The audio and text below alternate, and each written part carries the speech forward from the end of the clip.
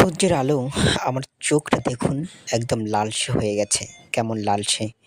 অর্থাৎ সূর্যের দিকে আমি তাকাতে খুব কষ্ট হচ্ছে। কিন্তু এই যে আমার কাছে যে সবুজ গাছগুলো দেখছেন, সবুজ গাছের জন্য খুব উপকার। কারণ সালোক সংশ্লেষণের মাধ্যমেই গাছ কার্বন ডাই অক্সাইড গ্রহণ করে আর আমাদের বেঁচে থাকার জন্য অক্সিজেন ত্যাগ করে। অর্থাৎ এই অক্সিজেনে আমাদেরকে বাঁচিয়ে রাখে।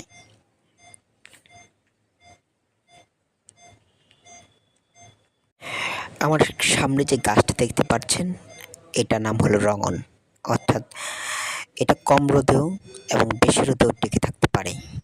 এটা ৫ থেকে ৬টা ধরনের ভ্যারাইটি হয়ে থাকে। অর্থাৎ এই ভিডিওটা করার জন্য আমি এমনি করিনি। আমি অনেকক্ষণ ধরে হাঁটছি পার্কে এবং এই পার্কে হাঁটার ফলে এবং পার্ক থেকে বের হয়ে সেম গাছগুলি আমি দেখতে পেলাম। দেখলাম যে কিছু আগে যে লালচে, তারপর দেখলাম যে সাদা, তারপর দেখলাম যে একটু হলুদ, পুরো একটু হলুদ। তারপরে দেখতে পেলাম আবার একটু কালো টাইপের। অর্থাৎ তারপরে আমি একটু ভাবলাম যে কত ধরনের বর্ণ, একই ধরনের ফুল, কত ধরনের বিলাসিতা। অর্থাৎ মানুষের বেলাও তো তাই। পরে ভাবলাম যে মানুষের বেলাও তাই। আমাদের কত ধরন, কত ধর্ম, কত ক্ষুদ্র, কত ভ্যারাইটি। অথচ সবই মাংস এবং রক্তের খেলা। অথচ আমরা তো কত ধরনের মারামারি, এই ধর্ম, এই বিশ্বাস, এই অবিশ্বাস, এই ভালো, এই মন্দ। দিন শেষে কিন্তু আমরা যেভাবে এসেছি পৃথিবীর ধরন একটাই। আবার যখন চলে যাব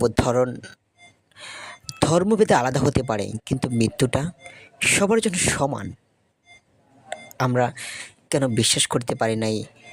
আমরা যাই হই না কেন, আমাদের সব কিছু এক। আমরা যে রঙের হই না কেন, আমাদের গোড়া একটাই, আমাদের শিকড় এক জায়গাতেই। আমরা শুধু ধর্মের পার্থক্য দূরে টেনে দেই। আমরা শুধু আমাদের রঙের পার্থক্য দূরে ঠেলে দেই, কিন্তু ভালো সব জায়গাতেই ভালো।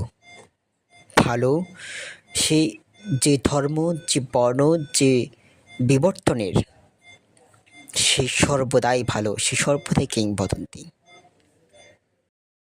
সূর্যের আলো